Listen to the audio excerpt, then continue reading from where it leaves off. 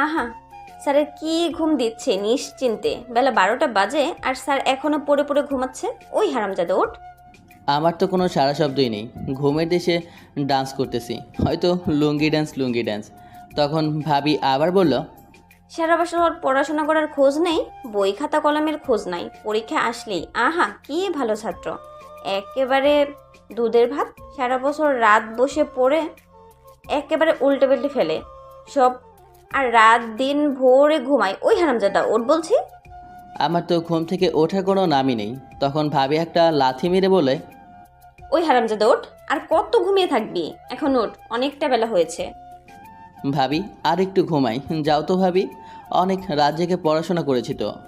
দেখছি তো কি পড়াটাই না পড়েছিস, টানা 30 মিনিট পড়ে টেবিলের সাথে ঘুমের যুদ্ধ করতে শুরু করেছিলে। মনে হয় সারা রাত জেগে পড়েছিস। এখন উঠে কিছু খেয়ে আয়। আর তুই কি জানিস না আজ তোর এক্সাম? হুম, এখন কয়টা বাজে? এখন কয়টা বাজে জানিস? 11টা 38। উঠে আয়, ঘুমাতে হবে না। কি ভাবি, তুমি একটাবারও আমাকে বললে না কেন? আর কিভাবে বলার বাকি রইল? ভাবি প্লিজ, তুমি নীলাকে এই বিষয়ে কিছু বলো না। ও যদি জানতে পারে তাহলে কিন্তু আমার হাড্ডিগুড্ডি সব কিছু ভেঙে এক করে দিবে। তুই তো দেখি আমাকে অতটা ভয় পাস না যতটা না নীলাকে ভয় পাস। তাড়াতাড়ি ঘুম থেকে উঠে ফ্রেশ হয়ে রেডি হচ্ছি কলেজে যাওয়ার উদ্দেশ্যে, কারণ আজকে আমার ফাইনাল এক্সাম। যদি ডাইনি বউটা একবারও জানতে পারে আমি আজকে দেরিতে গিয়েছি তাহলে কী যে হবে আল্লাহ জানে। ও, আপনারা তো কিছুই জানেন না, তাহলে তো আপনাদেরকে পিছনে কিছুর ঘটনা বলতে হয়। আমার নাম আবির আহমেদ নিলয়, সবাই আমাকে নিলয় বলেই ডাকে। ছোটোবেলায় মা বাবা মারা যায়, ছোটোবেলা থেকে ভাইয়া কোলে পিঠে করে মানুষ করেছে। পৃথিবীতে ভাইয়া আর ভাবি ছাড়া আমার আর কেউ নেই। গ্রাম থেকে কলেজটা শেষ করেছি, তাই ভাইয়া বলল যে ঢাকায় ভালো একটা ভার্সিটিতে অ্যাডমিশন নেওয়ার জন্য। আমার ভাইয়া ভাবিকে ছেড়ে দূরে কথা পড়াশোনা করতে একদমই মোটেও ইচ্ছে করে না, কিন্তু বড় ভাইয়ের কথায় যাওয়া লাগবে। তাই কি আর করার, আমার কলেজের গার্লফ্রেন্ডের সাথে দেখা করে যেতে হবে। বেচারি আমাকে অনেক ভালোবাসে, কিন্তু ওর জন্য আমার এখনও কোনো ফিলিংস আসে না। ছি, ওকে জায়গা মতো আসতে বলি। এরপরে আমিও ওই জায়গায় চলে যাই। যাওয়ার পরে আমাকে দেখে ও জড়িয়ে ধরে বলতে লাগলো, তুমি জানো আমি তোমাকে কত মিস করেছি। আর যখন শুনেছি তুমি ঢাকায় চলে যাবে, আমার কি কষ্ট হচ্ছে আমি তোমাকে বোঝাতে পারবো না। তুমি যদি বলো তাহলে আমি এখানেই থেকে যাব তোমার জন্য, সোনা। না, একদমই না। তোমার পড়াশোনা করে নিজের পায়ে দাঁড়াতে হবে, তারপর না তুমি আমার মা বাবার কাছে গিয়ে আমার বিয়ের প্রস্তাব দিতে পারবে। তাহলে কি আমি এখন তোমার পায়ে দাঁড়িয়ে আছি নাকি, যে নিজের পায়ে দাঁড়াতে পারছি না? ধুর, তুমি শুধু আমার সাথে ফাজলামে করো। আমি জানি তোমার সাথে আমি কথা বলে পারবো না। তাহলে তুমি বলছো আমাকে ঢাকায় যেতে? তুমি আমাকে একদমই ভালোবাসো না। আমি তো চাই তুমি সব সময় আমার কাছে থাকো, কিন্তু তোমার তো পড়াশোনা করতে হবে। সেজন্য আমি তোমাকে ঢাকা যেতে বলছি। আমার কষ্ট হবে, এতটা কষ্ট হবে, এটা তোমাকে বলে বোঝাতে পারবো না। তুমি যাও, তুমি পড়াশোনা করো। আর হ্যাঁ, তুমি আমাকে কল করতে একদমই কিন্তু ভুলবে না। এটা বলে কান্না করতে থাকে। তখন আমি বললাম, দেখো তুমি যদি কান্না করো তাহলে আমি কিন্তু ঠিকভাবে ঢাকা যেতে পারবো না। না ঠিক আছে, আমি কান্না করবো না। এরপর ওখান থেকে চলে আসি। মনে মনে ভাবছি, শালার ঢাকা শহরের মধ্যে কত সুন্দর সুন্দর মায়া পাওয়া যাবে, কি আনন্দ। এত সুন্দরী মায়াগুলো থাকতে আমিও না এই গ্রামের মধ্যেই পড়ে আছি। আমার লচুমন শুধু লাফাচ্ছে। ভাইয়ার মতে ভালো একটা ভার্সিটিতে অ্যাডমিশন নেই, থাকার মতো ভালো একটা হোস্টেল খুঁজে বের করে নিই। হোস্টেলে ঢোকার পর দেখতে পারি আমার পুরনো বন্ধু আকাশ আর একটা সিনিয়র ভাই আছে। এছাড়া আর কেউ আমার রুমে থাকে না। সব কিছু দেখে মোটামুটি ভালোই লাগলো। এখন শুধু কলেজে যাওয়ার পালা। রাত্রিবেলা বসে আছি, তখন আকাশ বলল, দোস্ত, এখনকার যে ম্যাডামটা আছে না, পুরাই আগুন। কি কস মামা? আর যাই বলিস না কেন, তুই কিন্তু নীলা নামের মেয়েটার কাছ থেকে দূরে থাকবি। কেন? কারণ ও হচ্ছে ভার্সিটির সভাপতির মেয়ে, আর এই ভিপি, এখানকার সব সিনিয়র ছেলেরা ওকে ভীষণ ভয় পায়। আর একটা গ্যাং আছে, এই ভার্সিটির সিনিয়র ভাই রনি। আরে তুই চাপ নিস না, এই নিলয় পারে না এমন কোনো কাজ নেই। সকালবেলা রেডি হয়ে যাচ্ছি কলেজের উদ্দেশ্যে, আকাশের বাইকে করে যাচ্ছি। তখনই সামনে দেখি ইয়া বড় সায়েন্স বোর্ডে লেখা আছে সিটি ভার্সিটি। ভার্সিটিটা ঢাকা সাভারে পড়েছে। ক্যাম্পাস দিয়ে হেঁটে যাওয়ার সময় দেখি কতগুলো মেয়ে দাঁড়িয়ে আছে।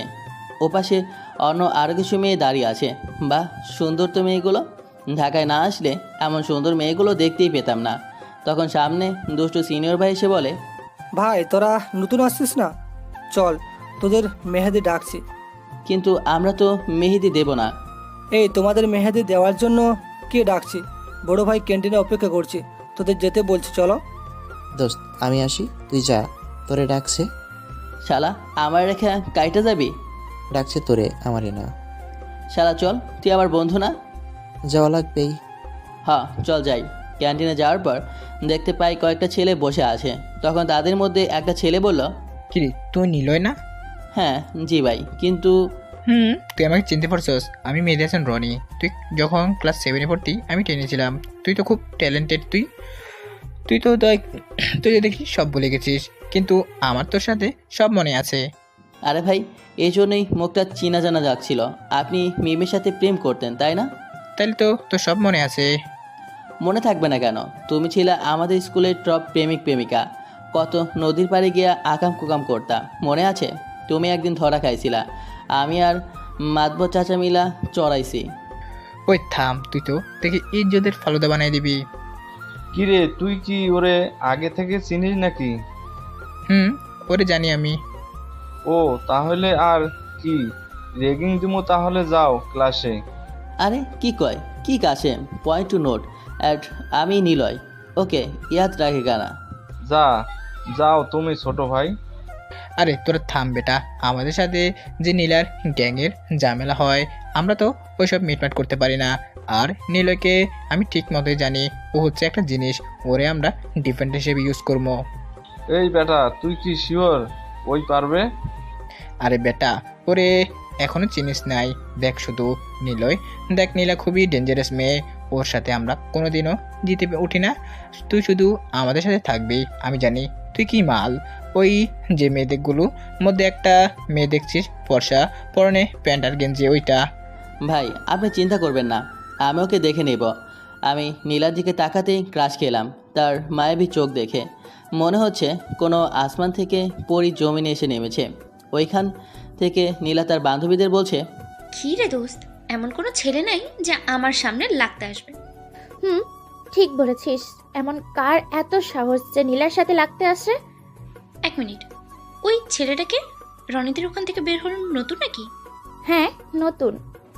দাঁড়া এক মিনিট, মালটাকে ডাকি। এই পিচ্ছি, এদিকে আয়। জি আমাকে ডাকছেন? কি এভাবে তাকিয়ে আছো কেন? কই কিছু না তো, কিছু বলবেন? চলো পিচ্ছি, কাজ আছে। পিচ্ছি মানে? আমি হয়তো আপনার 2-1 বছরের জুনিয়র হব, আমাকে আর পিচ্ছি বলবেন না। ওকে, তো ভার্সিটিতে নতুন নাকি? তো কি হয়েছে, কেন? দেখতে তো কিউটই আছো, তো চলো তোমাকে একটু র্যাগিং দিই। মানে? তখনই দেখি পেছন থেকে রনি ভাই আসে। এই নীলা তুই কে, ওকে ধরছিস কেন? সেটা কি তোকে বলতে হবে? হ্যাঁ আমাকে বলতে হবে। ও আচ্ছা। নীলা হচ্ছে আমার ছোট ভাই, ওকে ধরলে আমাকে বলতে হবে। আর ওকে যদি ধরিস আমি কিন্তু তোকে ছাড়বো না। ও তাই? ফারজানা, রনি কি বলে শোন, মুখে মনে হয় আর বলি ফুটছে। বাহ ফারজানা আপু, আপনার হাসিটা তো সুন্দর, থ্যাংক ইউ। আর ড্রেসটাও তো খুব সুন্দর, নিশ্চয়ই ব্যান্ডেড তাই না? Wow so sweet. এই ছেলে, এই তোর কত বড় সাহস, তুই আমার সামনে আমার ফ্রেন্ডের সাথে ফ্ল্যাট করস? আর তুই না জুনিয়র ফ্ল্যাটিং করতেছিস আর তুই লুটুপুটি গেছিস? এই যে আপু, মানে মিস নীলা, অনেক হয়েছে আপনার রাজনীতি। এখন থেকে বোধ করেছেন ভার্সিটিতে রাজনীতি। এখন থেকে না দিদিগিরি করা বন্ধ করেন, দাদাগিরি করার অভ্যাস করেন, বুঝছেন? এখন থেকে নতুন রাজার রাজত্বটা মেনে নিতে শেখেন। কি বললি তুই? যেটা বলছি সেটাই। সো এখন নীলয়ের খেলা দেখবেন। সো বাই বাই সুন্দরী আপুরা। পিচ্ছির সাহস কত বড়, দাঁড়া আমিও তোকে দেখাচ্ছি যে এই নীলা কি জিনিস। আর বলিস না দোস্ত, ছেলেটা কিউট আছে। থাবড়াইয়া তোর দাঁত ফালাইয়া দিমু, দুনিয়ার সব কথা শুনাইয়া গেছে আর তুই গলে গেছিস। মামা কি করছিস তুই? এটা কি শুনি? তুই নাকি নীলাপুদের সাথে ঝামেলা করছিস? আরে ভাই লাগাইছি তো, কি হয়েছে, কি হবে? এসবে যাস না, ওরা খুব ডেঞ্জারাস ভাই, তুই বুঝতে পারছিস না? ওরা এই ক্যাম্পাসের ভয়ানক গ্যাং, ওদেরকে টিচারও ভয় পায়। ভয় পাওয়া লাগবে না তো। আর এখন থেকে ক্যাম্পাসে শুধু ছেলেদের রাজত্ব চলবে, মেয়েদের রাজত্ব আর চলবে না। আরে ভাই, বুঝতে পারছিস না, ওরা আসলেই খুব ডেঞ্জারাস। আরে বেটা ছাড়, তুই কি মনে করিস আমারে? তোর ভাই আরও ডেঞ্জারাস। কোথা থেকে আসলো নীলা? ওই নীলাকে যদি নাকের জল আর প্রাণের জল একসাথে খাওয়াচ্ছি, তাহলে আমার নামও নিলয় খান না। দেখ ভাই, আজ ওদের সাথে কেউ পারে নাই, আর পারবেও না। আর যাই হোক, আমাদেরকে বিপদে ফেলিস না। আরে বেটা, পারাপারি পরে হবে, এখন বল খেয়েছিস নাকি? কই থেকে খাবো? এখনো তো কিছুই রান্না করি নাই। তোকে যে বললাম একটা বুয়ানার জন্য। তোর বেটা, আমি কি বুয়া খুঁজতে যাব নাকি? নীলার সাথে লাগতে যাব। সকালবেলা ভার্সিটিতে যাওয়ার জন্য রওনা দিলাম আমি আর আকাশ। একটু পর ক্লাসের সময় হয়ে যায়। আজকে আর নীলা আপুকে দেখতে পাইনি, কারণ নীলা আপুদের ক্লাস ওপরে, আমাদের আগে, তাই ক্লাসে গিয়েছে। ক্লাসে গিয়ে বসতে একজন ম্যাম প্রবেশ করে। ম্যামকে দেখেই আমি ক্রাশ খাই। তখন আকাশ আমার চোখ বন্ধ করে বলে, তখন ম্যাম বলে, সবাই কেমন আছো? তখনই সবাই দাঁড়িয়ে বলে ভালো আছি।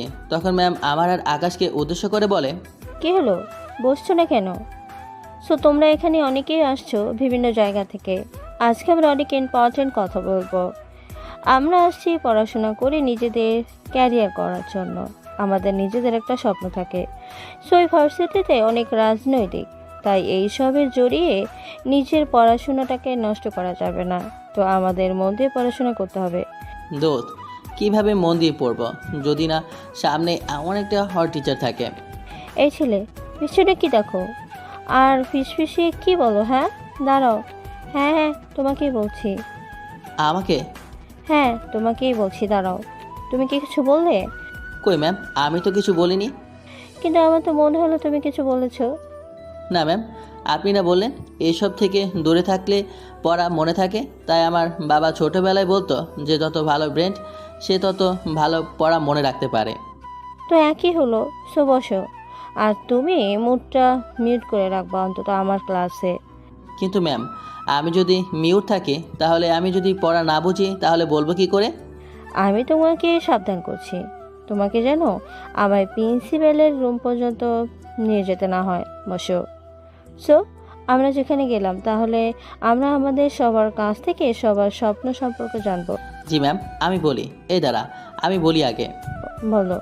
ম্যাম, আমার ছোটোবেলা থেকে একটা স্বপ্ন, বলবো ম্যাম? বলো। আমার স্বপ্নটা হচ্ছে আমি একটা ম্যাডামের সাথে প্রেম করব। ওয়েট। আর আমার স্বপ্ন হচ্ছে আমার বন্ধুর প্রেম দাঁড়িয়ে দাঁড়িয়ে দেখবো। এই বসো। তোমাকে না বলছি ক্লাসে একটা কথা না বলতে। মিউট থাকো। ক্লাসটা শেষ করে বেরোতেই দেখি নীলা আপু তার গ্যাং নিয়ে কয়েকটা ছেলেকে কানে ধরিয়ে দাঁড় করিয়ে রেখেছে। আমাকে দেখে নীলা আপু ডাক দিয়ে বলল, পিচ্ছি দাঁড়া, এদিকে আয়, এইখানে দাঁড়া। তুই সেদিন কি বলেছিলি আমাকে? কখন কি? তুই নাকি আমাদের রাজত্ব শেষ করে দিবি। তার আগে বল, তোর গ্রামের বাড়ি কোথায়? টাটা টাঙ্গাইল। বাহ, টাঙ্গাইল গ্রামের একটা ছেলে হয়ে তুই আমাদের রাজত্ব শেষ করে দিবি, তাই তো? হাত থেকে কলারটা ছাড়িয়ে বললাম, কি করতে পারি তার সময় হলেই দেখতে পারবেন, বুঝলেন? আচ্ছা তাই? গ্রামের ছেলে তো দেখতে ভদ্র আর দেখতে কিউটও আছিস। তোকে ঢাকা শহরে এসে কি রক্ত গরম হয়ে গেছে নাকি? সিংহ না সবসময় সিংহ হয়ে থাকে, কখনো বিড়াল হয় না। ও আচ্ছা, আমি তোর গ্রামে খোঁজ নিচ্ছি। তুই সিংহ ছিলি না বিড়াল ছিলি? না, একদম খোঁজ নিতে যাবেন না। কেন, তোর সব কিছু বের হয়ে যাবে নাকি? ফাঁস হয়ে যাবে? আরে না, খোঁজ নেওয়ার পরে আপনি আমাকে ভয় পাবেন। তাই নাকি? আহা, আপনার মনে হচ্ছে আক্কেল নাই দেখে। একটা ফার্স্ট ইয়ারের ছেলে হয়ে লাস্ট ইয়ারের সব ছেলের বশ হয়ে গেলাম। ব্যাককল কোথাকার, বুঝতে হবে আমার মধ্যে কিছু একটা আছে। আর হ্যাঁ, এই শুকনো মুখ নিয়ে বাইরে যাবেন না, সবাই ভাববে এই ফার্স্ট ইয়ারের ছেলে আপনার 12টা বাজিয়ে দিয়েছে। সরেন। এই তোরা কান ছেড়ে বাঁচা যা। এরপর ওখান থেকে হোস্টেলে চলে আসে। পেছন ফিরে দেখি নীলাপুর রেগে ফায়ার হয়ে গেছে। রাগে নীলাপুর পুরো মুখ লাল হয়ে গেছে। এই ভার্সিটিতে আজ পর্যন্ত কোনো ছেলের সাহস হয়নি আমার মুখের উপরে কথা বলার। আজকে এই ছেলেটা আমাকে এত অপমান করে গেল, ওকে তো আমি ছাড়ছি না। এর প্রতিশোধ আমি যেভাবেই হোক নেব। এ নিলয়, এদিকে আয়, দাঁড়া। কেন ভাই, কি হয়েছে? এভাবে তাকিয়ে আছেন কেন? তোকে কি নীলা মেরেছে? আরে কি বলেন ভাই, আপনি আমাকে চেনেন না? ও ও আমাকে মারবে এত সহজ নাকি? আর যাই বলিস, এই তুই একমাত্র ছেলে যে কিনা ওর টর্চার জেল থেকে না কিছু খেয়ে বের হয়ে আসলি। ওটা টর্চার জেল ছিল। ও আচ্ছা, যাই হোক, ওরা আসলে জিজ্ঞেস করেছে, ওদেরকে যা দিচ্ছি না এরপর থেকে কথা বলতে আসলে হিসাব করে কথা বলবে। ও তাই নাকি? বের হওয়ার পরে ওদের শুকনো মুখটা দেখেই, ওই সরেন, সাইড দেন, যাই। How is the possible? ভাই কেমনে পোলাটা বাইর হইল মার না খাইয়া টর্চার জেল থেকে? আরে থাম, শান্ত, আমাদের ছোট ভাই যা করেছে ভালোই করেছে। ওই দেখ নীলা যাচ্ছে, ওকে ডাকবি? ওই নীলা, কিরে কই যাস? আমাদের দলে তো এখন সিংহ ঢুকে গেছে, এখন থেকে তোর পাওয়ারের খেলাটাও আমরাও দেখে নেব। শান্ত, দেখেছিস? আহারে কি সুন্দর মুখটা, একবারে শুকনো কাঠ হয়ে গেছে। চল দোস্ত যাই। নীলের বাচ্চা, আমি তোকে ছাড়ছি না। তুই আমাকে সবার সামনে অপমান করেছিস। হোস্টেলে যাওয়ার সময় নদীর পাড়টা পড়ে, তাই ভাবলাম যে নদীর পাড় থেকে একটু ঘুরে আসি। আমার আবার নদী দেখতে খুব ভালো লাগে। হাঁটতে গেলাম, হাঁটতে খেয়াল করলাম যে একটা ম্যাচের মধ্যে একটা ছেলে আর একটা মেয়ে বসে আছে। কি রোমান্স করছে ছেলেটা, মেয়েটার মাথায় চুলগুলো একটু একটু করে কানে গুঁজে দিচ্ছে। আমি একটু সামনে খেয়াল করলাম, মুখটা যেন চেনা চেনা লাগছে। আরে এটা আকাশ না? আরে সাথেটা তো ম্যাম। আরে আমাদের ইংলিশ ম্যাম। তার মানে শালা আমাদের ম্যাডামটাকে পটিয়ে নিয়েছে। ম্যাম আমাকে দেখে ওখান থেকে লজ্জায় চলে যেতে লাগলো, আর আকাশ ওখান থেকে পালাতে লাগলো। মামা ছেড়ে দে, আমার ভুল হয়েছে। তোর ভুলের গুলি মারি শালা, তুই ম্যাডামকেও পটিয়ে নিয়েছিস, আমাকে একটাবারও বলিসনি। কিভাবে বলবো তোকে?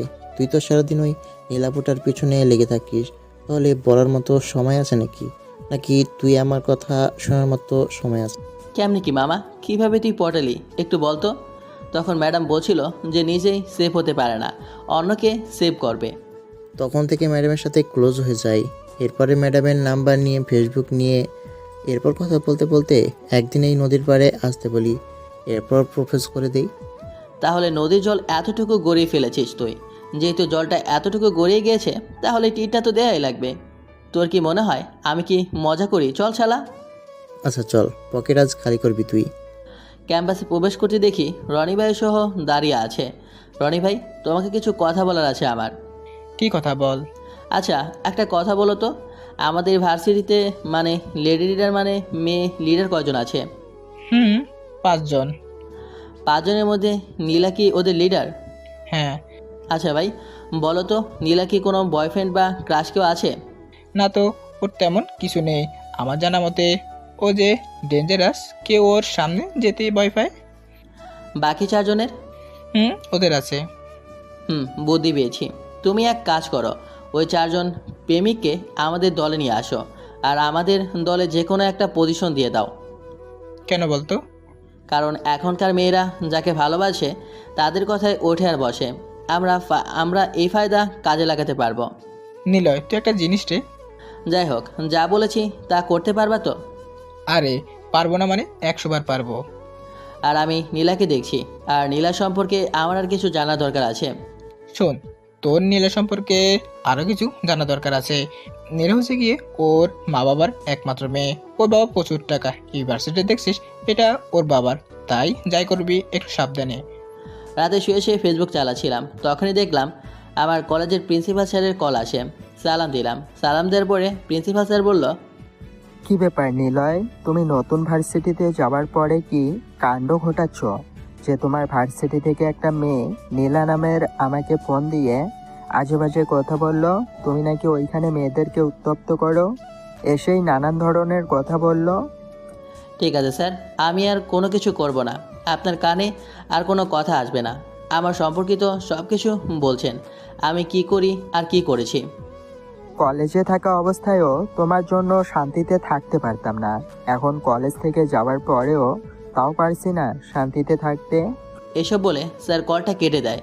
সো মিস নীলা চৌধুরী, আমি তোমাকে দেখে নেব। এই নীলয় কি জিনিস তুমি হয়তো বুঝতে পেরেছ। সকালে ঘুম থেকে উঠে দেখি আকাশ আগে থেকে চলে গেছে। সারা মেয়ে পাগলা একটা। কলেজের ক্যাম্পাসে প্রবেশ করতে দেখি নীলা আপু তার ক্লাসের দিকে যাচ্ছে। আরে এই যে নীলা আপু, হ্যালো, কেমন আছেন? আপনার খবর কি নেওয়া শেষ? তুই কিভাবে জানলি? আরে যেখানে বলছেন ওখানে কারো রাজত্ব চলে না, শুধু আমার রাজত্ব চলে। আপনি আমার খবর নেবেন, আমি জানাবো। তুই হয়তো জানিস না, এটা গ্রাম না, এটা শহর। আর ইউনিভার্সিটির সভাপতিকে জানিস? আমার বাবা। আহা আল্লাহ, আমি ভয় পেয়েছি। বাব্বা ক্ষমতা দেখাচ্ছেন। না, তোকে সাবধান করছি, আদারওয়াইজ তোকে ভার্সিটি থেকে বের করে দেব। হাসছিস কেন? না না না, মানে আপনি যদি আমাকে ভার্সিটি থেকে বের করে দেন তাহলে আপনি মুখ দেখাবেন কি করে? মানে? মানে হচ্ছে এই ভার্সিটিতে একটা ফার্স্ট ইয়ার ছেলের ভয়ে আপনি তাকে তাড়িয়ে দিচ্ছেন। সবাই হাসাহাসি করবে। খালি মাথায় মাঠে নামন, মাথায় একটু পানি ঢালুন, মাথায় কিছু নাই নাকি? এই, মুখ সামলে কথা বল। বাহ, রাগলে তো আপনাকে ভীষণ ভালো লাগে, একদম পরীর মতো লাগে। গেলাম আমি, বাই। এই শোন, আমি তোকে বের করবো না, এই ভার্সিটিতে রেখেই না তোকে শিক্ষা দেব। ঠিক আছে, অপেক্ষা থাকলাম। আমি তো চাই আপনি কিছু দেখান, তাই না ডেডির সভাপতির মেয়ে? নীলাপুর সাপের মতো ফুসফুসে বের হয়ে গেল। কেন জানি না আমার নীলাপুর প্রতি দুর্বলতা কাজ করতে লাগলো। মনে মনে আমি নীলাপুকে ভালোবেসে ফেলেছি হয়তো। ক্লাস শেষ করে ম্যাচে যাওয়ার জন্য রওনা দিলাম। ম্যাচে এসে দেখি আকাশালা এখনও ম্যামের সাথে বসে বসে পিরিত করছে। কী রে হারামি, ভালোই তো প্রেম জোটাচ্ছিস। কি করতে পারবো আর? আর আমি তো কতবার বারণ করেছি যে নীলাপুর সাথে লাগতে যাস না। নীলাপু খুবই ডেঞ্জারাস একটা মেয়ে, কখন যে কি করে বসবে। ওর সামনে কখনো কেউ দাঁড়াতে পারেনি, তাই হয়তো এমন হয়েছে। তুই চিন্তা করিস না, এবার ইলেকশনের বিপিতে আমরাই জিতব। থাক ভাই, তোর যেমন চাই তুই তাই কর, আমি কিন্তু এসবের মধ্যে নেই। আকাশের সাথে কিছুক্ষণ কথা বলার মাঝখানে আমার ফোনের মধ্যে একটা অচেনা নাম্বার থেকে কল আসে। কলটা ধরার পরে ওবাস থেকে লোকটা বলতে থাকে, জান্নাতের গ্যাং থেকে কয়েকটা ছেলে এবং কি মেয়ে সহকার আমাদের দলের একজনকে নাকি বেঁধে মারতেছে। আমি ছেলেটার কাছ থেকে লোকেশনটা নিয়ে কলটা কেটে দিই। কি বলিস আকাশ, ভার্সিটিতে যদি কোনো সমস্যা হতো তাহলে তো সবার আগে রনি ভাইকে বলতো, আমায় কেন বললো? তুই আমার সাথে আয়, তুই আমার পেছনে থাকিস, কিছু হলে তুই সব কিছু রেকর্ডিং করিস। আমার যদি কিছু হয়ে যায় আমি লোকেশন মতে গিয়ে দেখি একটা অন্ধকার ল্যাবের মধ্যে একটা মেয়ে দাঁড়িয়ে আছে। লাইটটা অন করতে দেখি নীলা। কি ব্যাপার, আপনি এখানে ডাকলেন কেন? আজকে তোকে মেরে এখনই এই ভার্সিটি থেকে বের করে দেব। কেন, আমি কি করেছি? তুই কিছু করিসনি, করবো তো আমি। আর নাম পড়বে তোর, আর সব কিছু দেখবে স্টুডেন্টরা। দেখেন, আমাকে গর্তে ফেলতে গিয়ে নিজে আবার পড়ে যায় না। ঠিক আছে, দেখি গর্তে পড়ে। নীলা আপু এটা বলে তার মুখে লিপস্টিক লাগিয়ে আমার গায়ের জামাও মুখে লাগিয়ে দেয়। এরপরে হাতে গায়ের জামাটা ছিঁড়ে ফেলে। তখন আমি বলতে থাকি, এসব আপনি কি করছেন? এরপর নীলা আপু আমাকে জড়িয়ে ধরে চিৎকার করতে লাগে, কে আছো, বাঁচাও, এই ছেলেটা আমাকে একা পেয়ে। এটা বলে নীলা আপু কান্না করতে লাগলো। তখনই ভার্সিটির সব ছেলে চলে আসে। এসব দেখে সবাই আমাকে মারতে যাবে। তখন রনি ভাই আসে। আপনারা কেউ ওর গায়ে হাত দিবেন না, যা হবে প্রিন্সিপালের কাছে হবে। আমাকে ধরে সবাই স্যারের রুমে নিয়ে যায়। আমি খেয়াল করি সবার চোখে আমার জন্য ঘেন্নায় পাহাড় জমে আছে। আমার পেছনে আকাশও আছে। তুমি তো সেই ছেলে যে ফার্স্ট ইয়ার হয়ে লাস্ট ইয়ারের ছেলেদের সাথে ঘোরাফেরা করো। জি স্যার, আপনি ঠিক ধরেছেন। তোমাকে তো খুব ভালোই জানতাম। মাত্র 2 মাসের মধ্যে ইউনিভার্সিটির সবার কাছে তুমি ফেভারিট একটা নেতা হয়ে গেছো। এটা আমার প্রাপ্তি, তাই। তাহলে তুমি এত বড় জঘন্য কাজটা কেন করলে, তাও আবার আমাদের সভাপতির মেয়ের সাথে? স্যার 1 মিনিট, আপনার কথা বলা যদি শেষ হয় তাহলে আমি আপনাকে কিছু দেখাতে চাই। কি দেখাবে? আকাশ ফোনটা বের কর। আকাশ ফোনটা বের করে স্যারের হাতে দেয়। ভিডিওটা দেখে তার মুখ দিয়ে আর কোনো কথাই বের হচ্ছে না। এরপরে স্যারের হাত থেকে নীলা আপু ফোনটা হাতে নেয়। হাতে নিয়ে ভিডিওটা দেখার পর একেবারে নিস্তব্ধ হয়ে দাঁড়িয়ে থাকে। তার মুখ দিয়েও কোনো কথা বের হচ্ছে না। ভার্সিটির সবাই এটা দেখার পরে সবাই নিজের প্রতি লজ্জায় মুখ লুকাতে থাকলো। আচ্ছা স্যার, এখন নীলা আপুর কী বিচার হবে বলুন? আমি জানি কিছুই হবে না, কারণ সে সভাপতির মেয়ে। কিন্তু আমার জায়গায় যদি অন্য কোনো ছেলে হতো তাহলে এখন কি হতো বলেন? আমি আমার ফ্যামিলিকে কি মুখ দেখাতে পারতাম? সমাজের সামনে কি বলতে পারতাম? আসলে স্যার এদেশে টাকা পয়সাওয়ালা মানুষই আদি বিস্তার করে, এটাই স্বাভাবিক। আসি স্যার। এরপর ওখান থেকে চলে আসি। রাতে খাওয়া দাওয়া করে ঘুমিয়ে পড়ি। সকালবেলা ঘুম থেকে উঠে রেডি হয়ে ভার্সিটি যাওয়ার উদ্দেশ্যে রওনা দিয়ে ক্যাম্পাসের সামনে যেতে খেয়াল করি বটগাছের নিচে নীলা আপু মন খারাপ করে বসে আছে। নীলা আপুর কাছে যাই, কাছে গিয়ে বলি, কি নীলা আপু, মন খারাপ নাকি? এমন জিন্দা লাশের মতো পড়ে আছেন, না মানে বসে আছেন? আমার মন খারাপ কিনা তোকে তা বলতে হবে? তুই কে কে তুই? না কেউ না, এমনি জিজ্ঞেস করলাম। আর কি, বসে আছো কেন? মজা নিচ্ছিস তাই না? আহা, মজা না, কতবার আপনাকে শিখিয়ে দিচ্ছি, তারপরও আপনার আক্কেল হচ্ছে না। তুই শুধু দেখ আমি তোর কি অবস্থা করি। আমার পেছনে লাগা মানে নিজের পায়ে নিজে কোড়াল মারা। তার সময়ই বলে দেবে। বাট সময় তো বলছে ক্ষমতা আমাদের হাতে আসবে। ঠিক আছে, আমিও দেখি কিভাবে ক্ষমতা তোদের হাতে হয়। সমস্যা নেই, আপনি দেখতে থাকেন, আমি খেলতে থাকি। আল্লাহ হাফেজ, বাই। ক্লাস শেষ করে হোস্টেলে যাওয়ার উদ্দেশ্যে রওনা দিলাম। ফ্রেশ হয়ে রুমে বসতেই আমার ফোনে একটা কল আসে। ফোনটা হাতে নিয়ে দেখি ভাবি কল করেছে। তখন কলটা রিসিভ করে বললাম, হ্যাঁ ভাবি বলো। কিরে, বাসায় আসবি না? তুই আজকে আগামীকাল কিসের দিন ভুলে গেলি? কিসের দিন? ও আচ্ছা, আমি তো ভুলেই গেছি, আগামীকাল তো তোমার আর ভাইয়ের বিবাহ বার্ষিক। তোর ভাই তো এগুলা কখনোই মনে রাখে না, তুই সব সময় সব কিছু করিস। এরপর আকাশকে বাসায় যাওয়ার কথা বলে ওখান থেকে রওনা দিই বাসায় যাওয়ার উদ্দেশ্যে। প্রায় 5 ঘন্টা পর বাসায় পৌঁছে যাই। ভাই আর ভাবির সাথে হাসি মজা করে কীভাবে যে 4 দিন পার হয়ে যায় বুঝতেই পারেনি। প্রায় 4 দিন থাকার পর বাসা থেকে হোস্টেলে যাওয়ার উদ্দেশ্যে রওনা দিই। হোস্টেলে এসে দেখি আকাশ হোস্টেলে নেই। এরপর আকাশকে কল দেই, আমি তো আজকে আসলাম, কিন্তু চলে গেছিস আমি তো বুঝতেই পারলাম না, বা তুই আমাকে কলও দিসনি।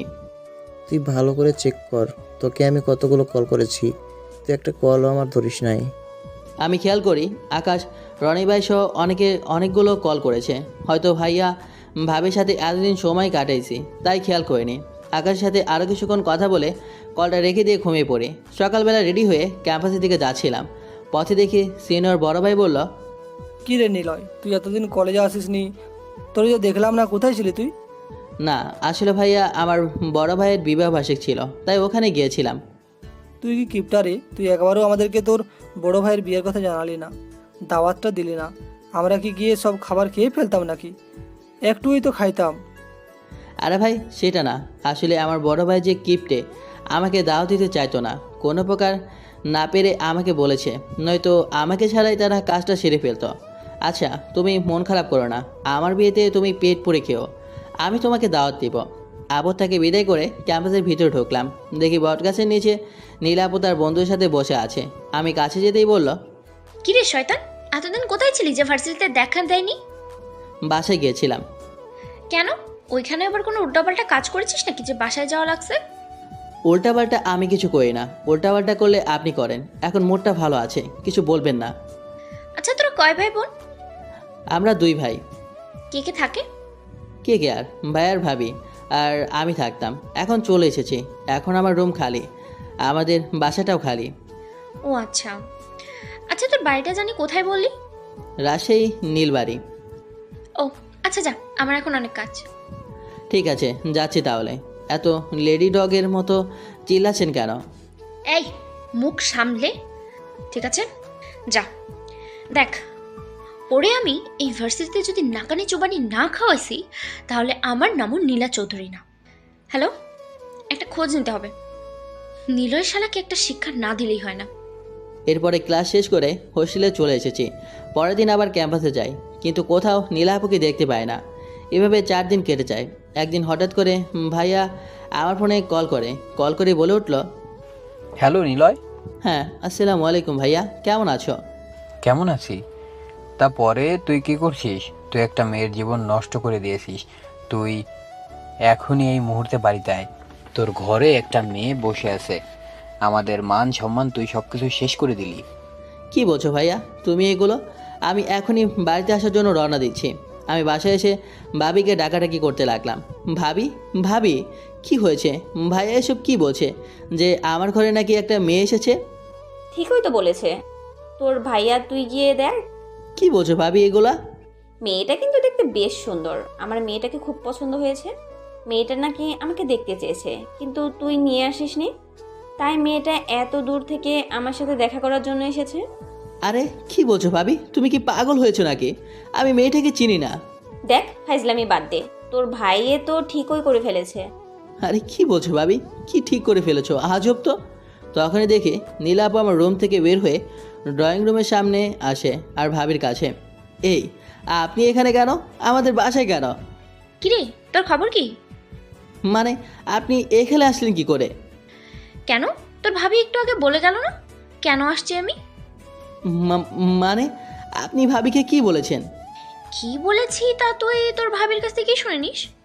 এই উল্টা বাছা কিছু করবেন না, নয়তো আপনার খবর আছে। আমাকে কি মারবি? এর চেয়ে বেশি করব।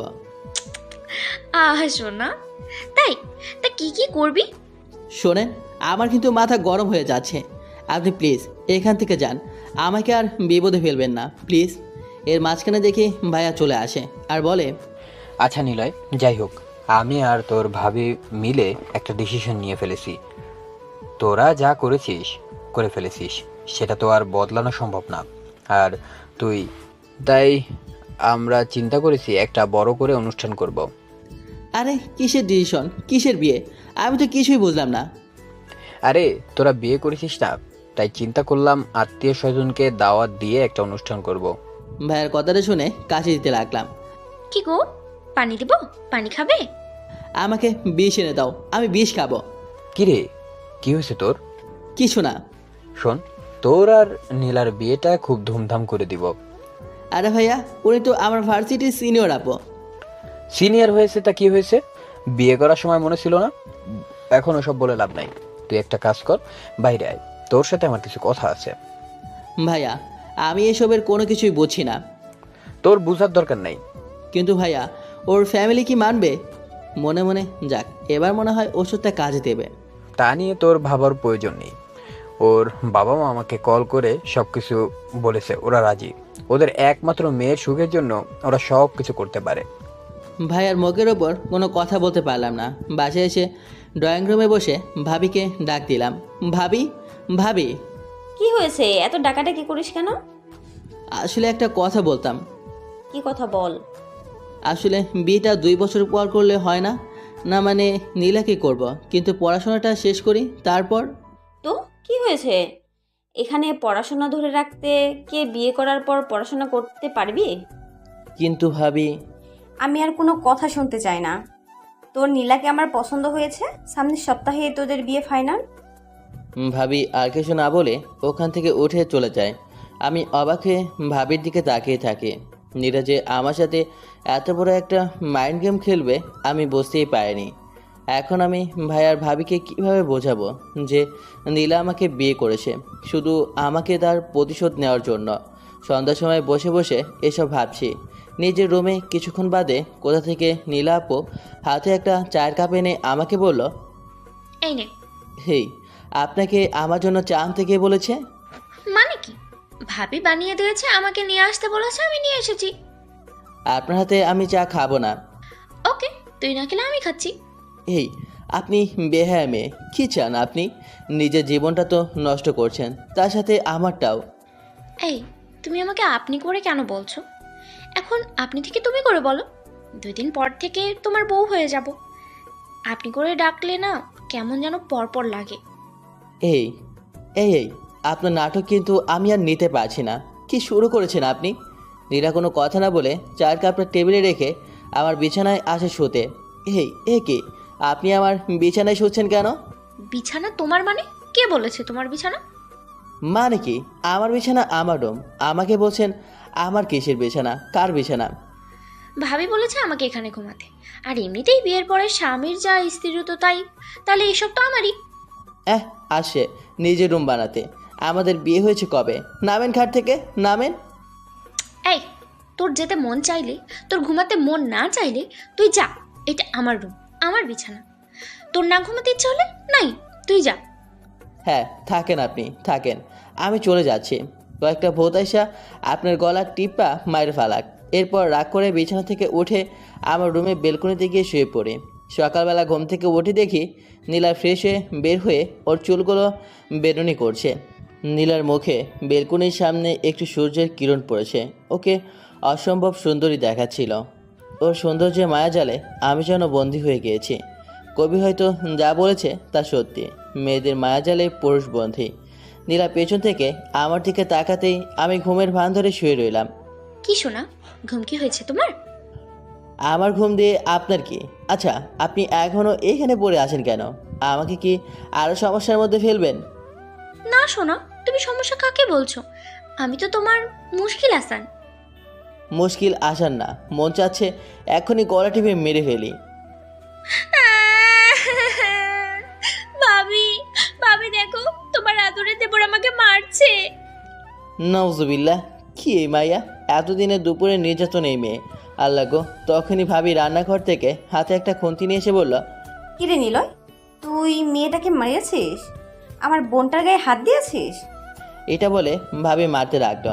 আমি ওইদিকে পালাতে লাগলাম আর বললাম, ভাবি কোথা থেকে আসে? ও তোমার বোন হয়ে গেছে? আমার তো দেখি কোনো দামই নেই।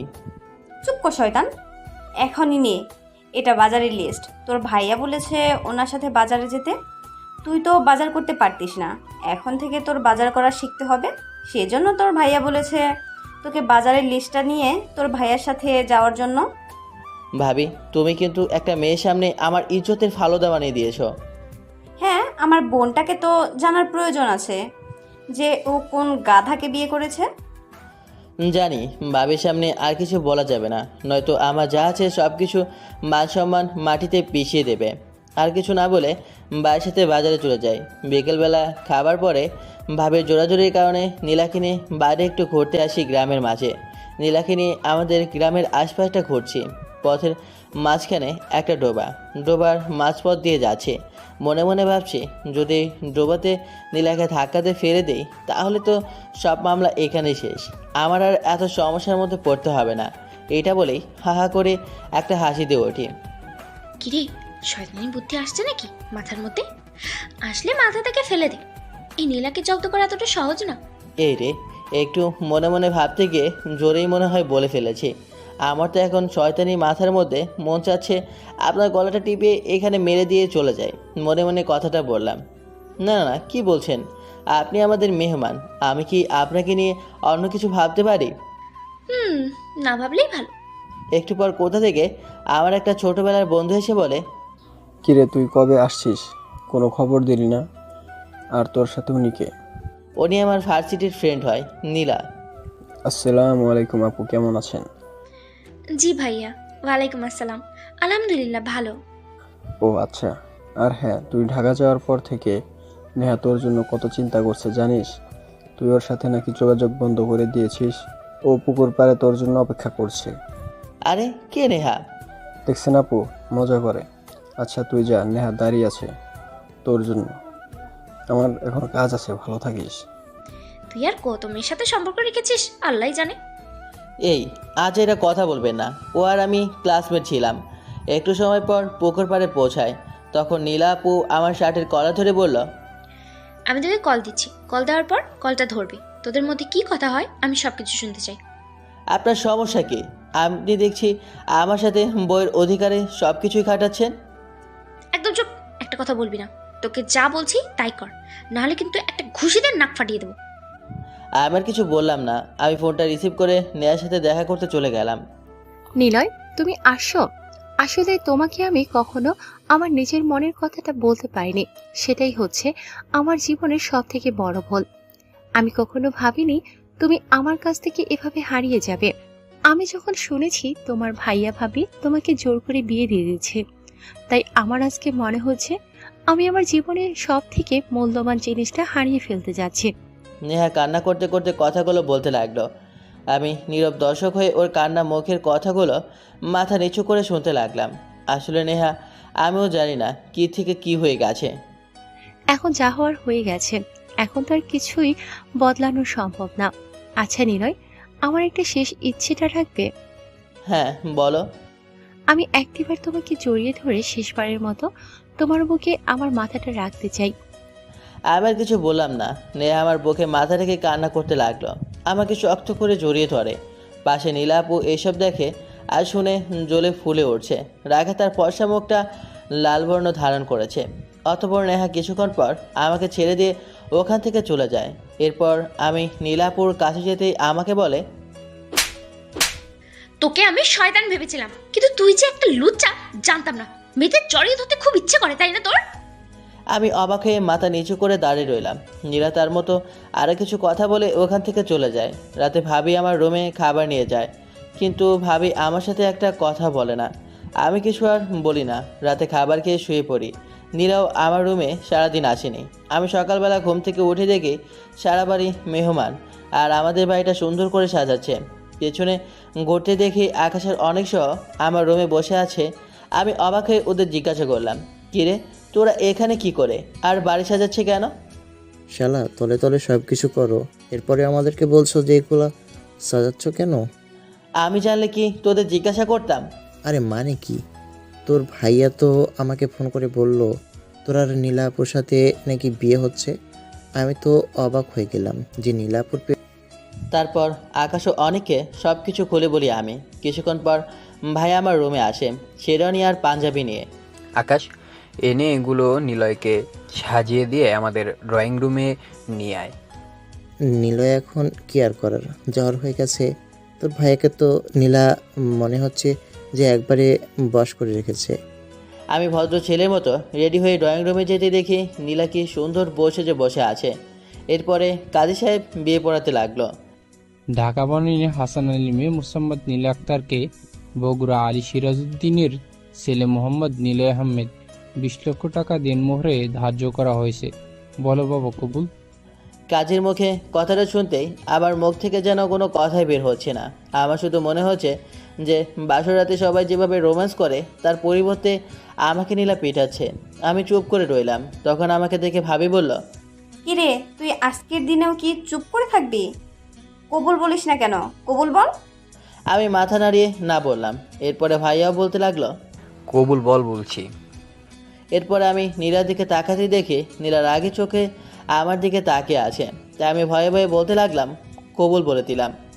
আলহামদুলিল্লাহ, বিয়ে সম্পূর্ণ হয়েছে। তো পাঠক পাঠিকারা, তাহলে এবার বুঝতে পেরেছেন তো আমি কেন বাসর ঘর থেকে পালিয়ে এসেছি? আমি ছাদে উঠে দাঁড়িয়ে দাঁড়িয়ে ভাবছি, নীলা তার ভার্সিটির প্রতিশোধ নেওয়ার জন্য আমার জীবনটাকে নষ্ট করে দিয়েছে। আমি যে নীলাকে পছন্দ করি না তা কিন্তু না, কিন্তু নীলা তো কখনো আমাকে তার স্বামী হিসাবে মেনে নেবে না, অথচ শুধু তার প্রতিশোধের জন্য আমাকে বিয়ে করেছে। এসব ছাদে দাঁড়িয়ে দাঁড়িয়ে ভাবছি। ঠিক তখনই ভাই আর ভাবি ছাদে উঠে আমাকে বলতে লাগলো, নিলয়, আমি জানি তুই কি ভাবছিস। দেখ, ছোটবেলায় বাবা মা মারা যাওয়ায় তুই খুব ছোট ছিলি। আমি তোকে ছোট থেকে নিজের ভাই না ছেলের মতো করেই বড় করেছি। কোনো অভাব আমি তোকে রাখতে দেইনি। আমি যখন বিয়ে করি আমি সব থেকে বেশি ভেবেছি তোর ভাবি তোকে পছন্দ করবে কিনা। সেজন্য আমি তোর ভাবির সাথে আগে এই বিষয়ে কথা বলেছিলাম। ভাগ্যক্রমে তোর ভাবিও তোকে পছন্দ করতো এবং কি তোকে নিজের দেবর না ছেলের মতোই ভালোবাসতো। আমি জানি ভাবির মতো আমি কখনো কোনো নারীকে দেখিনি।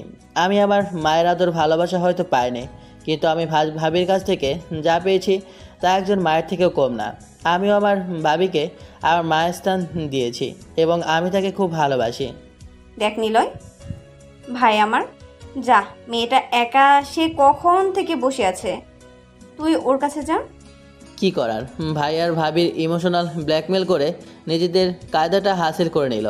বাধ্য ছেলের মতো আমার রুমের মধ্যে যেতে লাগলাম। এখনও কেন জানি না নিজের রুমে ঢুকতে ভয় ভয় লাগবে ভাই না কেন? নিজের রুমে যদি এমন একটা টাইম বোম থাকে সবারই তো ভয় লাগবে, এটাই স্বাভাবিক। তার উপর ভার্সিটির সিনিয়র দেমাগি আপু। আচ্ছা মমতা, নিলয় এমন করা লাগছে কেন? মনে হচ্ছে ও এই বিয়েতে রাজি নেই। তাহলে? আরে এমনিতেই অল্প বয়সে বিয়ে করেছে তো তাই হয়তো একটু আপসেট দেখাচ্ছে। কোনো সমস্যা নেই, আস্তে আস্তে সব ঠিক হয়ে যাবে, তুমিও তো চিন্তা করো না। আমি ভয়ে ভয়ে ভেতরে দেখি নীলা আপু গোমটা দিয়ে বসে আছে আর মনে হচ্ছে রেগে আছে। আমি গিয়ে খাটের ওপর বসতেই থাপ্পড়টা কেন দিলাম জানিস? ওই যে বউ থাকতে অন্য একটা মেয়েকে জড়িয়ে ধরেছিস, তার জন্য তোকে মেরেছি। কারণ এখন তো তোকে রাগ দেখাবো না, শুধু হাতে মেরে দেখাবো। আর আমার কথা ছাড়া 19 থেকে 20 করলে না, মেরে একেবারে তক্তা বানিয়ে দেবো। আমি কান্না করতে লাগলাম। কান্না করতে করতে খাটের উপর থেকে সোফায় এসে বসলাম। তখন নীলা একটু হেসে আমার কাছে এসে, শোনা লেগেছে? এরপর নীলা ওখান থেকে ওয়াশরুমে চলে যায়। কিছু সময় পর বের হয়ে দেখে আমি এখনও মুখ ফুলে বসে আছি। একটা হাসি দেয়। আমি বললাম, হেই, আপনি আমাকে বিয়ে করলেন কেন? বোকার মতো প্রশ্ন করিস কেন? মানুষ যে জন্য বিয়ে করে, আমি সেজন্যই বিয়ে করেছি। আপনি কি মানুষ? মানে কি বলতে চাইছিস? আপনাকে দেখলে আমার ভয় লাগে। আপনাকে দেখতে পেতনির মতো লাগে। হোয়াট? কি? এমন কোনো কথা বলিস না আমার মাথায় যেন রক্ত না উঠে যায়, নাইলে কিন্তু তোর গাল আমি লাল করে দেবো। হ্যাঁ, আপনি আমার সাথে এমন কেন করছেন? এরপর নীলা আপু আমার জামার কলার টানতে থাকে নিজের কাছে। আপু কি করছেন? প্লিজ নীলা। নীলা কোনো কথা না শুনে দুঠোঁট এক করে দেয়। আমি বাচ্চাদের মতো কান্না করতে থাকি। এরপর জোর করে আমাকে কাঠে শুয়ে দেয়। বাকি কিছু অজানা থাকুক। সকালবেলা ঘুম থেকে উঠে দেখি নীলা আমার জন্য চা বানিয়ে হাতে ধরে দাঁড়িয়ে আছে। পাশে ভাবি আমার দিকে অবাক হয়ে তাকিয়ে আছে। আমি জিজ্ঞেস করলাম, কি হয়েছে ভাবি, এইভাবে দেখছো কেন? তুই কত বড় বেয়াদব রে! মেয়েটা সেই সকাল থেকে খেটে যাচ্ছে, আর তুই কিনা শুয়ে আছিস। আবার শুয়ে থেকে বলিস তোর জন্য চা বানিয়ে আনতে। কি? আমি কখন বললাম? অবাক হয়ে কথাটা বললাম, কারণ আমি তো নীলাকে চা আনতে বলিনি। তাহলে ও ভাবির কাছে মিথ্যা বললো কেন? তুই এখন যা, তোর শাস্তি হলো তুই আজকে নীলাকে ওর সাথে ওর কাজে সাহায্য করবি। কি পাগল হলে নাকি? আমি হচ্ছি রাজপুত্র, আমি কি না কাজ করব? হাসালে ভাবি। সেটি হচ্ছে না। আজ তুই বরং কি তোর ভাই, তোরা দুজন আমাদের জন্য রান্না করবি। বললেই হলো নাকি? তোমার জন্য ঠিক আছে, কিন্তু এই সাতচুন্ন না। নীলার রাগে চোখ দেখে ভয়ে আর কিছু বলতে পারলাম না, কারণ রাতের মায়ের কথা এখনও বলিনি। আমি গিয়ে রান্না করে দেখি ভাইয়া রান্নাঘরে দাঁড়িয়ে আছে। নীলা চলো, আজকে তোমাকে আমাদের গ্রামের মেলায় নিয়ে যাব। তোমরা তো আবার ঢাকায় চলে যাবে। নীলার ভাবি চলে যায় মেলায়, আমের ভাইয়া রান্নাঘরে। নিলয়, আমি তো কিছুই বুঝতে পারছি না কিভাবে রান্না করব। আরে ভাইয়া সমস্যা কি? ইউটিউব আছে না? আমের ভাইয়া ইউটিউব দেখে কোনো রকম কিছু রান্না করে নিলাম। খেয়ে দেখলাম মোটামুটি ভালোই হয়েছে। দুপুরে খাওয়ার সময় সবাই একসাথে খেতে বসি। তখন ভাবি খাবার মুখে নিয়ে বলে, বাহ নিলয়, তুই আর তোর ভাইয়া তো বেশ ভালোই রান্না করতে পারিস। এখন থেকে চিন্তা করলাম তোরা দুজনেই রান্না করবি। তখনই আমি আর ভাইয়া একসাথে বলে উঠলাম, মমতা, আমি আর নেই। ভাবি এইভাবে মারবা? ভাবি আমাদের করুণ অবস্থা দেখে হেসে ওঠে। খাওয়া দাওয়া শেষ করে নিজের রুমে বসে আছি। বিকেলবেলা ভাইয়া ড্রয়িং রুম থেকে ডাক দিল। আমি গিয়ে দেখি ভাইয়ার ভাবি সোফায় বসে আছে। গিয়ে ভাবের পাশে বসতেই ভাইয়া বলে উঠল, শোন, নীলার বাবা বলেছে তোর হোস্টেলের সামনে নাকি ওদের একটা বাড়ি আছে। তুই আর নীলা ওখানেই থাকবি। আর কিছুদিন পর নাকি তোদের এক্সাম, তাই তোর যখন টাকা পয়সা লাগবে আমাকে কল দিবি। ঠিক আছে ভাইয়া। তখনই নীলা ভাইয়ার ভাবির জন্য চা বানিয়ে আনে। আরে তুমি চা বানাতে গেলে তুমি হলে নতুন বউ। ঠিকই তো, তুমি কেন চা বানাতে গেলে? কি বলো ভাইয়া, নতুন বউ হয়েছে তো কি হয়েছে, এটা আমার দায়িত্ব। দেখেছো মমতা, কেমন লক্ষ্মী মেয়ে, প্রথম দিন থেকে বাড়ির দায়িত্ব নিয়ে ফেলেছে। হ্যাঁ নিয়েছে তো, এইসব তো ঢং। আমার ভাইটাকে সহজ পায়া হাত করেছে। মনে মনে বললাম কথাটা। তখনই নীলা আমার পেটের তলে দেয় একটা চিমটি। আহ! কিরে, কি হয়েছে? কিছু না ভাবি, মনে হয় পিঁপড়া। তুমি না কিছু করো। আমি রেগে নীলার দিকে তাকালাম। নীলা আমাকে একটা চোখ মেরে রুমে চলে যায়। পরের দিন ভাইয়া ও ভাবিকে বিদায় জানিয়ে ঢাকা যাওয়ার উদ্দেশ্যে রওনা দিই, কারণ সামনে এক্সাম। তাই ঢাকায় এসে নীলাকে তার বাড়ির সামনে রেখে আমার হোস্টেলে চলে যায়। নীলা অনেকবার তাদের বাসায় যাওয়ার জন্য বলেছে, কিন্তু আমি যাইনি। সকালবেলা আকাশ রেডি হয়ে একসাথে ক্যাম্পাসের দিকে যাই। ক্যাম্পাসে গিয়ে দুজন গান করছি। তখনই ফারজানা সহ তার কিছু সিনিয়র বান্ধবী আমার কাছে আসে। এই, তোকে নীলা ডাকছে। ঠিক আছে, আপনি যান, আমি আসছি। আসছি না, তোকে নিয়ে যেতে বলেছে। কিভাবে কথা বলতে হয় জানেন না? সালাম কালাম তো তোকে বলতে হবে। আচ্ছা তুই থাক, আমি আসি। এই না না দোস্ত, এটা আমাকে ছাড়বি না। ডাকছেন কেন? এনে সাইন কর। কি এটা? ডিভোর্সের পেপার। আজ থেকে 6 মাস পর তোর সাথে আমার সম্পর্ক শেষ। মানে? হ্যাঁ, তোকে তো বিয়ে করেছে চালানোর জন্য, সংসার করার জন্য। কি ভেবেছিস নাকি? না না, সেটা বলছি না। বলছিলাম 6 মাস একটু বেশি হয়ে যায় না আপু? এই কথাটা শোনার পর নীলা রেগে আমার শার্টের গলা ধরে বলতে লাগলো, এই কে আপু তোর, কে? ও সরি, স্লিপ, মানে মুখ ফুসকে বলে ফেলেছি। এই শোন, যতদিন তোর মধ্যে আমার থেকে স্বামী স্ত্রীর সম্পর্ক থাকবে ততদিন আমাকে তুই আপু ডাকবি না, বুঝেছিস? সম্পর্ক? ও আচ্ছা। হাসছিস কেন? না এমনি। আচ্ছা, কি যেন বলতে আসছিলি, বল। যে কথা, আসলে 6 মাসের যে ডিভোর্স বিষয়টা আমার কাছে না, সেটা 3 মাসেই করা যায়। তোর মুক্তি পাওয়ার অনেক তাড়া, তাই না? এই নিন, সাইন করে দিয়েছি। এরপর নীলা কাগজটা হাতে নিয়ে ছিঁড়ে ফেলে দেয় আর বলে, তোকে আমি সারা জীবন চালাবো। কি ভেবেছিস এত সহজে আমি তোকে ছেড়ে দেবো? তা হচ্ছে না, আমি সারা জীবন তোকে চালাবো। হেই কি করছেন আপনি? এটা ছিঁড়ছেন কেন? বেশ করেছি, তোর কি? প্লিজ এমনটা করবেন না। একদম চুপ, একটা কথা বলবি না। আমি যা বলছি তাই হবে। এখন যা। আর শোন, ভার্সিটির কেউ যেন না জানে আমি তোর বউ। ঠিক আছে। এরপর ক্লাস শেষ করে হোস্টেলে চলে যাই। দুপুরে খাওয়া দাওয়া করার পর শুয়ে আছি। একটু পর দেখি ভাবির নাম্বার থেকে একটা কল আসে। কলটা রিসিভ করে বললাম, হ্যাঁ ভাবি, কেমন আছো? আমি ভালো, কিন্তু নীলা নাকি অসুস্থ। তুই নাকি ওর কাছে একবারও যাসনি। তুই কেমন মানুষ রে? তুই ক্লাস করছিস? কিন্তু ভাবি।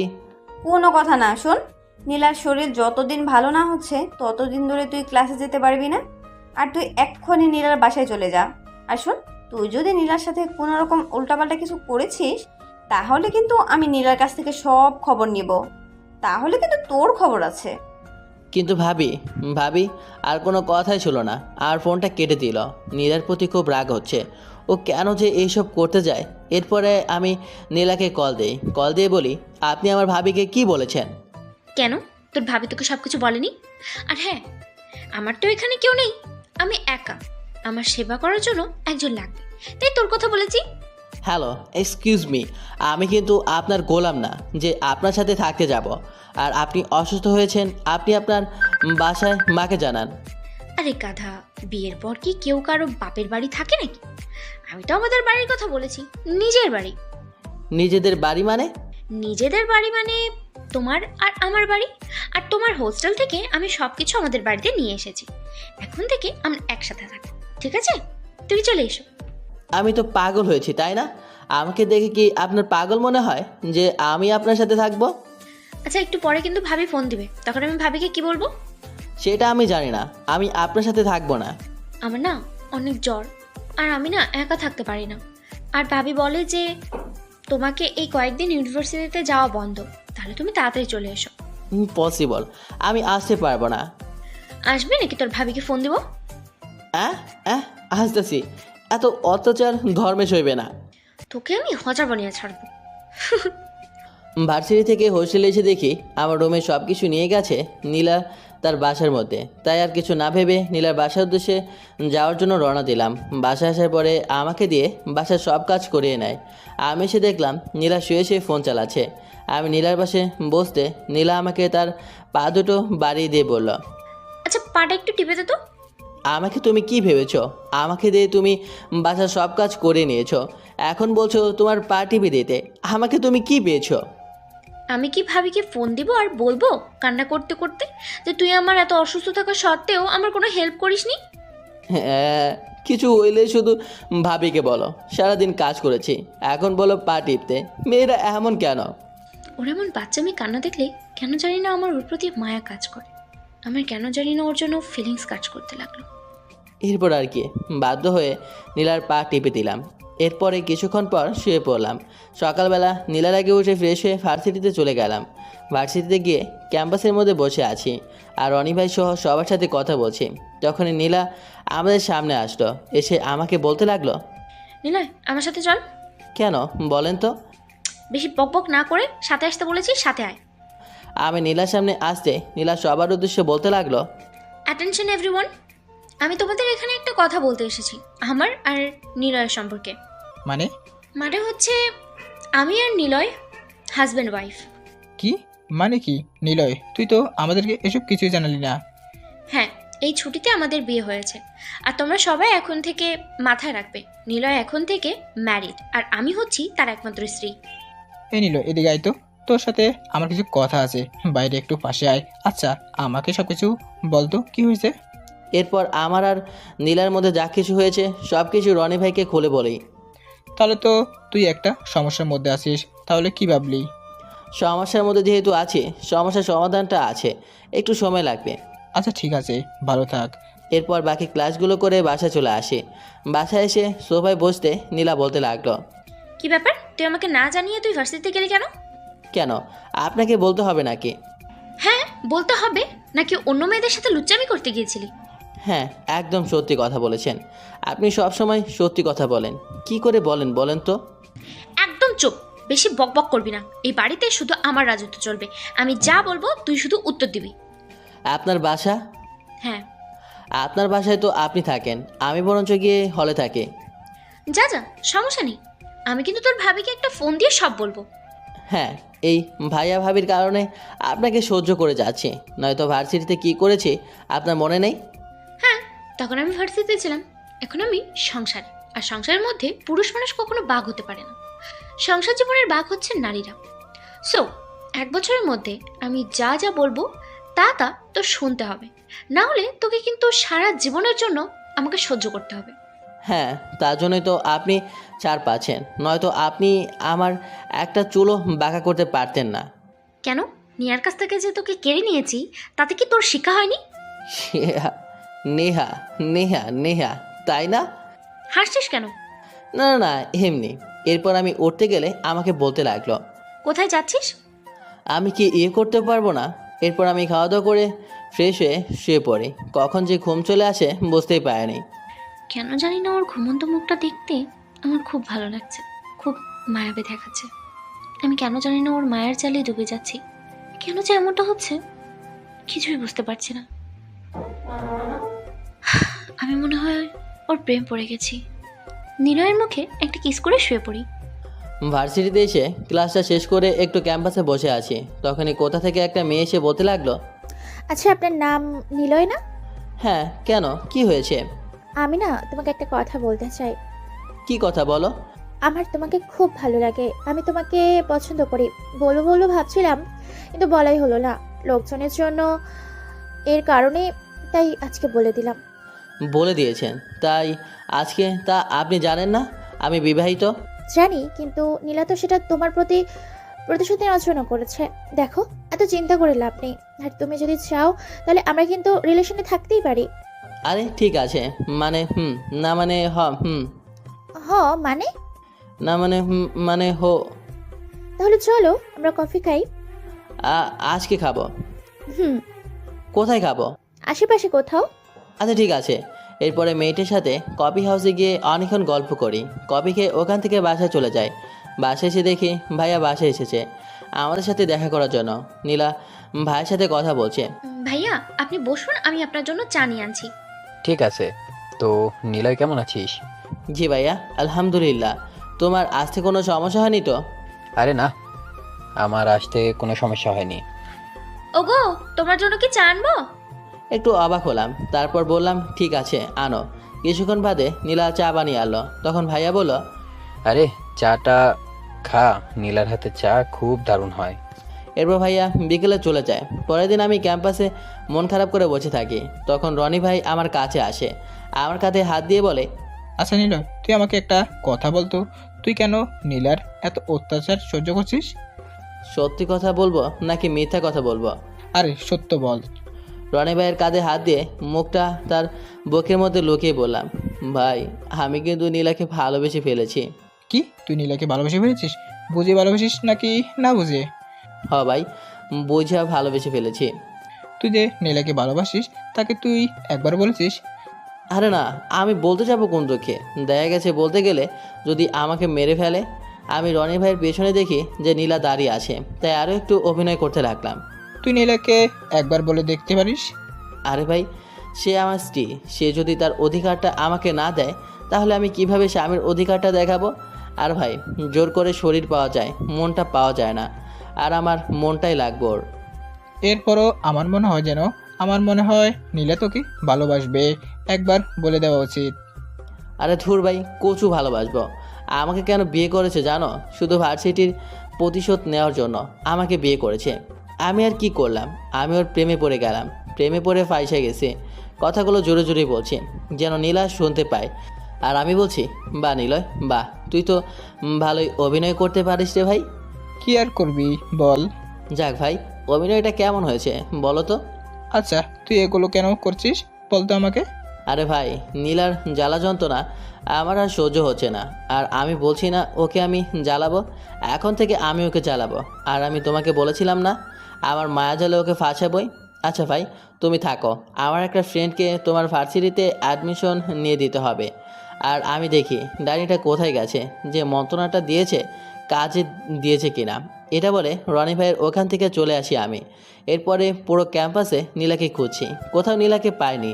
পরে বাকি ক্লাসগুলো করে বাসায় চলে আসি, এরপরও নীলাকে দেখিনি। এরপর দেখলাম রান্নাঘরের মধ্যে কি শব্দ, ওকে মেরে দেখি নীলা রান্না করছে। আমি একটু অবাক হলাম। এরপরে নিজের রুমে গিয়ে ফোন চালাতে লাগলাম। আর রাতের বেলা নীলা খাবার টেবিলে সব কিছু সাজিয়ে আমাকে ডাক দিল। আমি খাবার টেবিলে গিয়ে তো পুরাই অবাক, আমার পছন্দের সব খাবার নীলা রান্না করেছে। এখানে আসো, এসে বসো। এত সব খাবার কার জন্য রান্না করেছো? তোমার জন্য আমি সেই বিকেল থেকে রান্না করছি, আমার খুব খিদে লেগেছে, বসো। আমার জন্য রান্না করেছো? আমার জন্য রান্না করেছো কেন? হ্যাঁ, আমি রান্না করেছি। কেন, আমি কি তোমার জন্য রান্না করতে পারি না? আমার তো বিশ্বাস হচ্ছে না আপনি আমার জন্য রান্না করেছেন।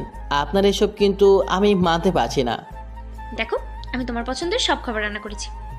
নীল আমার প্লেটে ভাত দিতে দিতে কথাগুলো বলল, দেখুন আপনার এমন ওভার অ্যাক্টিং আমার ভাল লাগে না, ডিসগাস্টিং। এটা বলে আমি খাবার টেবিল থেকে উঠে রুমে চলে যাই। আহা, কি অভিনয়টা না করে চলে আসলাম, নিজেকে এখন নোবেল দিতে খুব ইচ্ছে করছে। খেয়াল করলাম নীলা খাবার টেবিলে বসে কান্না করছে, আর রুমে আসেনি, সোফায় ঘুমিয়ে পড়ে সারা রাত। আমাকে এতদিনে জ্বালা যন্ত্রণা দিয়েছ, এখন বোঝো জ্বালা যন্ত্রণা কেমন লাগে। তুমি না সংসারের মহারানী।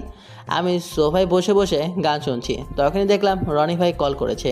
কলটা রিসিভ করতে রনি ভাই ওপাশ থেকে বলে উঠল, আরে নিলয় কোথায়? তুই নেহাও তো ভার্সিটিতে অ্যাডমিশন নিতে চলে এসেছে। তাই নাকি? তুমি অ্যাডমিশন দিয়ে দিয়েছো তো? আমি এক্ষুনি আসি, আমি ভার্সিটিতে যাব। ভার্সিটিতে যাওয়ার জন্য রওনা দিব, তখন নীলা বলে উঠল, কোথায় যাচ্ছ? এই তো ভার্সিটিতে যাচ্ছি, একটু কাজ আছে। আমি কষ্ট করে নাস্তাটা বানিয়েছি, নাস্তাটা খেয়ে যাও। আরে পরে খাবো, এখন না। আরে খেয়ে যাও। বললাম তো পরে খাবো। এই, আমাকে তোর কাজের বউ মনে হয়? যখন ইচ্ছা তখন আসবি, যখন ইচ্ছা তখন খাবি। মানে তুমি এইভাবে কথা বলছো কেন? চোখ রাঙাচ্ছ কেন শুনি? তো তোমার সাথে কিভাবে কথা বলবো শুনি? বান্দি, আমি তোমার বাসায় যাও, নাস্তা করে যাও। ডায়েরিটা মনে হচ্ছে রাতের জন্য খুব রেগে আছে, তাই আজকে যদি না খেয়ে যাই তাহলে মনে হচ্ছে গলায় ছুরি ধরেই মেরে ফেলবে আমাকে। তাই বাধ্য হয়ে নাস্তা করে ভার্সিটিতে যাওয়ার জন্য রওনা দিলাম। দেখি ক্যাম্পাসে রনি ভাই দাঁড়িয়ে আছে। রনি ভাইয়ের কাছে যেতে, কি রনি ভাই, নেহা কোথায়? নেহা তো রুমে বসেছিল, অনেকক্ষণ তোর জন্য অপেক্ষা করেছিল, তুই আসিসনি, তাই বোরিং হয়ে ওখান থেকে চলে গিয়েছে। ওখানে তানিয়া আছে, ওর সাথে কথা বলতে পারিস। আর যাই করিস ভাই, আগুন নিয়ে খেলা করিস না, নিলে কিন্তু একটা আগুন। আচ্ছা ঠিক আছে, তুমি চিন্তা করো না, আমি সব কিছু ঠিক করে নেব, ওকে? আর কিছু কথা বলে ওখান থেকে তানিয়ার কাছে চলে যাই। মানে ওই দিন যে মেয়েটা আমাকে প্রপোজ করেছিল সেই মেয়েটা। আমি মেয়েটার কাছে যাই, মেয়েটার কাছে গিয়ে বলি, আচ্ছা তানিয়া, আপনি তো আমাকে ভালোবাসেন তাই না? হ্যাঁ, আমি তো তোমাকে ভালোবাসি, তা তো আমি তোমাকে বলেছি। আচ্ছা তানিয়া, আপনি আমার একটা হেল্প করবেন? কি হেল্প? আপনি তো জানেন না, মানে নেহা তো আপনার ফ্রেন্ড তাই না? নেহার সাথে আমার একটা সম্পর্ক ছিল, না মানে আছে, এখনও আছে। বলতে আমার আর নীলার সম্পর্কের জন্য ভুল বোঝাবুঝি হয়েছে, আমাদের বিষয়টা একটু ঠিক করে দেবেন? ঠিক আছে। আমি তানিয়ার সাথে আরও কিছুক্ষণ কথা বলে এরপরে সব ক্লাস শেষ করে ওখান থেকে বাসায় চলে আসি। সন্ধ্যার দিকে ছাদে বসে আছি, তখন নীলা ছাদে উঠে আমাকে বলে, আমি আব্বু আম্মুকে আসতে বলেছি, কারণ বাসার কাজ করা লাগবে, আর আমার সামনে এক্সাম, তাই আব্বু আম্মুকে আসতে বলেছি। এই আপনার অভিনয় কিন্তু আমার ভালো লাগছে না, বাসার সব কাজ তো আমি নিজেই করি, যত সব। আমি রাগ দেখে নীলার কাছ থেকে নিচে নেমে যাই। নীলা রেগে ওখানে বসে পড়ে, রাগে তার মুখটা লাল হয়ে গেছে। রাতে শুয়ে শুয়ে ফোন চালাচ্ছি, তখনই নীলা এসে বলল, আই ওঠে, আমি এখানে ঘুমাবো, তুই সবাই গিয়ে ঘুমা।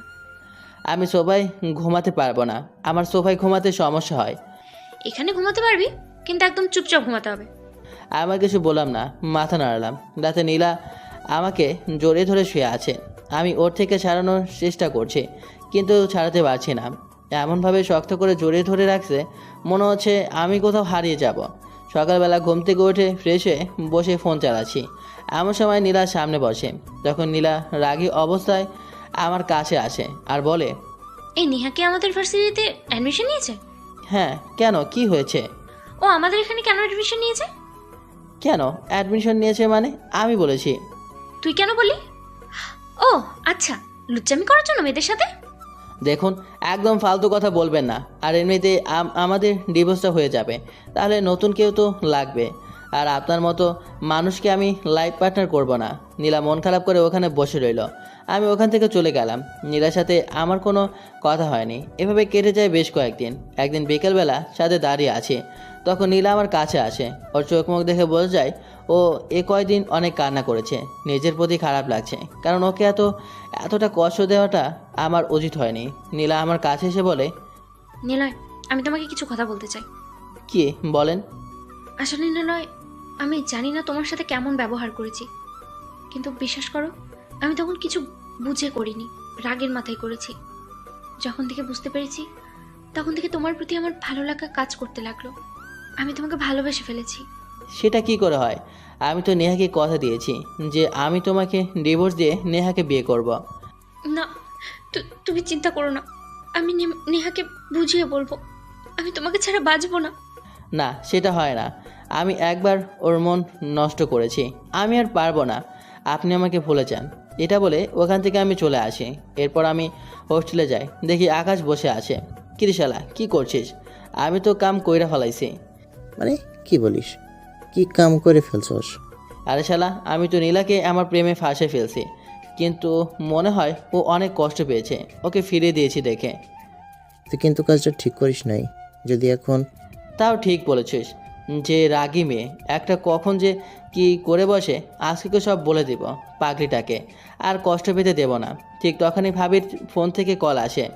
হ্যালো নিলয়, তুই কোথায়? তাড়াতাড়ি ঢাকা মেডিকেল হসপিটালে আয়। নীলা বিষ খেয়ে সুসাইড করতে গিয়েছিল। ভাবির মুখে আমার কথা শুনে আমার পায়ের নিচ থেকে মাটি সরে যেতে লাগলো। আমি কল্পনাও করতে পারিনি নীলা এমন একটা কাজ করবে। নিজেকে খুব বড় অপরাধী মনে হচ্ছে। আজ নীলার এমন অবস্থার জন্য আমি দায়ী। তাই দেরি না করে হসপিটালের উদ্দেশ্যে রওনা দিই। অনেকক্ষণ ধরে নীলার কেবিনের বাইরে দাঁড়িয়ে আছে। কিছুক্ষণ পর ডাক্তার এসে বলল নীলার জ্ঞান ফিরেছে, এখন দেখা করতে পারবো। আমি গিয়ে ওর হাত ধরে বললাম, তুমি এমনটা কেন করলে? তুমি জানো আমার কতটা কষ্ট হয়েছিল? তোমার কেন কষ্ট হবে? তোমার তো নেহা আছে। আরে পাগলি, আমি তোমার সাথে অভিনয় করেছি। এরপর আমি নেহাকে নীলের কাছে আনি। এরপর নেহা বলে, হ্যাঁ আপু, নিলয়ের সাথে আমার কোনো সম্পর্ক নেই। নিলয় আমাকে পছন্দ করে, আমরা শুধু অভিনয় করেছি। এরপর নীলার মুখে একটা হাসি। নীলা যখনই উঠতে যাবে, কি হয়েছে, কি হয়েছে তোমার? তুমি শুধু অভিনয় করতে জানো। দেখেছো তুমি কত দুষ্টু? দুষ্টুটা। জান পাখি। এই বলে নীলা আমার বুকে মাথা লোকালো। আহ, কি শান্তি। সিনিয়র বইয়ের ভালোবাসা কি যে মিষ্টি, আপনারা বুঝবেন না পাঠক পাঠিকারা। এরপর কিছুদিন পর নীলা সুস্থ হওয়ার পর বাসায় চলে যায়। ভাইয়া ভাবিও নীলার মা বাবা সহ কিছুদিন থেকে চলে যায়। আমি রাতে রুমে প্রবেশ করতে দেখি পুরো রুমটা ফুল দিয়ে সাজানো। আমি ভিতরে ঢুকে দেখি নীলা বসে আছে। আমি ভাবলাম কাহিনীটা কি। তখন নীলা খাট থেকে নেমে পা ধরে সালাম দিয়ে বলল, ধর, তুমি কি আনরোমান্টিক জামাই, নতুন বউকে কি করে কিচ্ছু জানো না। আমি কিভাবে জানবো? আমি তো পিচ্ছি, তাই না? দুদিন পর বাচ্চার বাবা হবে, উনি নাকি পিচ্ছি। আমি কিন্তু কিছু বুঝি না। ঠিক আছে, আমি বুঝিয়ে দিচ্ছি। এই বলে নীলা আমার ঠোঁট দুটো এক করে দিল। এরপর আমাকে খাটে ফেলে দেয়। বাকি কথাটা না হয় আপনারা বিয়ের পরে জানতে পারবেন। আল্লাহ হাফেজ, ধন্যবাদ। যাওয়ার আগে কমেন্ট করে যাবেন। গল্পটা কেমন হয়েছে লাইক করতে ভুলবেন না। Bye bye, tata.